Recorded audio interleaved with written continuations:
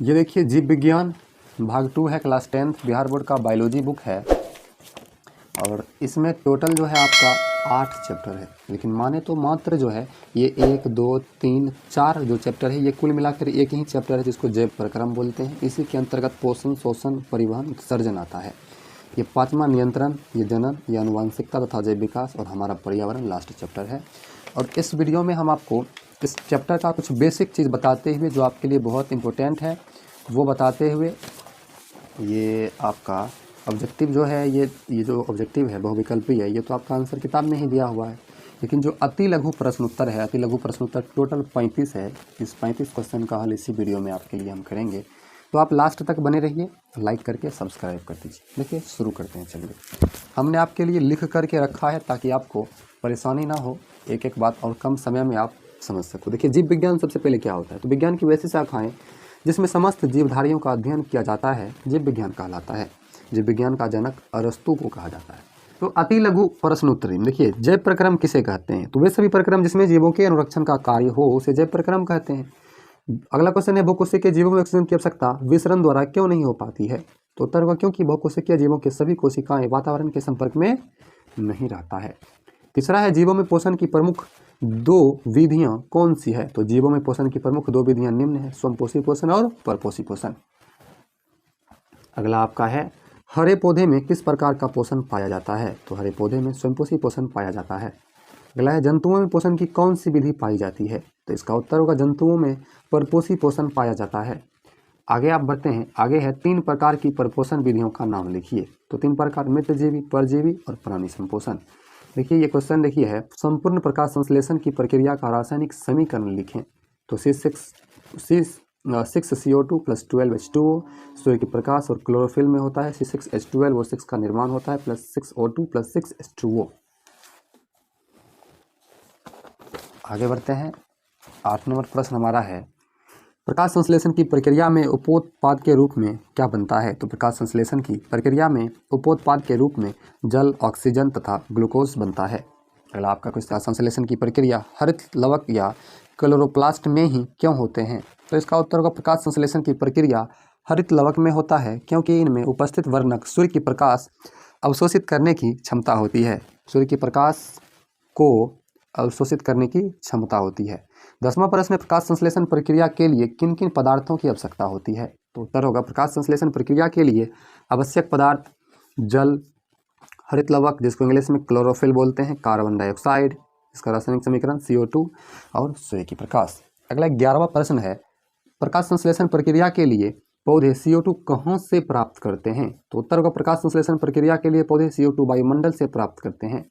अगला आपका 12 नंबर प्रश्न है, कवक एवं जीवाणुओं में प्रकाश संश्लेषण की प्रक्रिया क्यों नहीं हो पाती है, उत्तर होगा क्योंकि कवक तथा जीवाणु में क्लोरोफिल नहीं पाया जाता है। अगला आपका 13 नंबर प्रश्न है, पोषण की दृष्टिकोण से अमीबा तथा पैरामीशियम किस प्रकार के जंतु हैं, तो प्राणी संपोषी।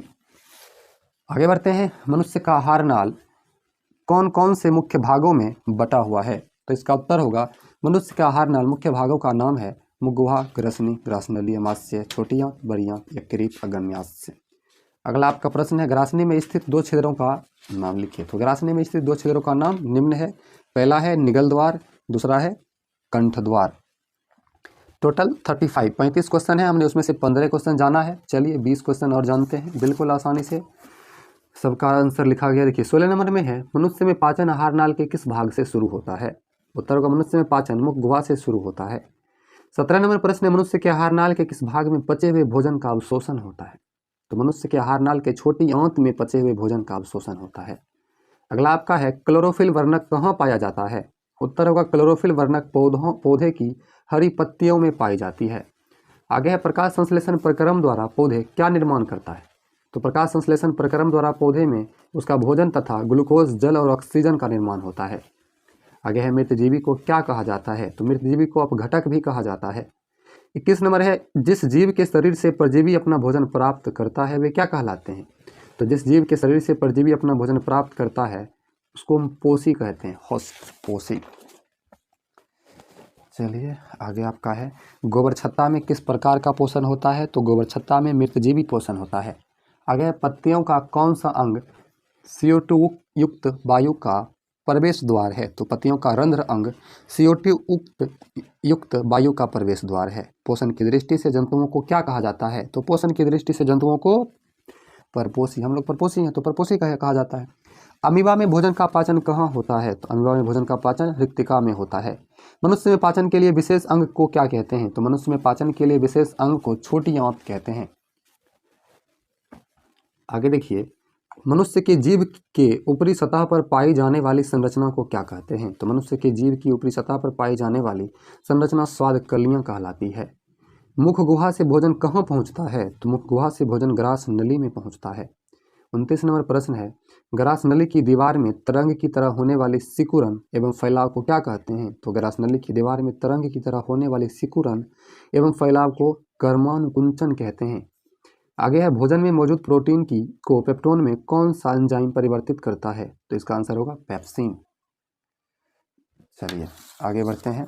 आगे आपका लास्ट ही है, 31 नंबर है, आहार नाल के सबसे लंबे भाग को क्या कहते हैं? छोटी आंत। शरीर की सबसे बड़ी ग्रंथि क्या है? यकृत। पाचन की क्रिया कहाँ पूर्ण होती है? छोटी आंत। ये तीनों प्रश्न इंपोर्टेंट है। आपका 34 नंबर प्रश्न है, छोटी आंत एवं बड़ी आंत के जोड़ पर अवस्थित नली को क्या कहते हैं? तो छोटी आंत तथा बड़ी आंत के जोड़ पर अवस्थित नली को सीकम कहते हैं। 35 नंबर प्रश्न है, अपचा भोजन अस्थायी तौर पर कहाँ संचित रहता है? तो अपचा भोजन अस्थायी तौर पर रेक्टम में संचित रहता है। आगे टोटल 35 क्वेश्चन इसमें था। आपको हम बुक दिखाते हैं, एक मिनट देखिए। टोटल 35 प्रश्न था अति लघु, और हमने 35 का जवाब भी जाना। तो आप वीडियो को आप लाइक कर दीजिए, चैनल पर नए हैं तो सब्सक्राइब कर लीजिए। Thanks for watching. मिलते हैं अगली वीडियो में लघु उत्तरीय प्रश्न उत्तर के साथ। Thank you.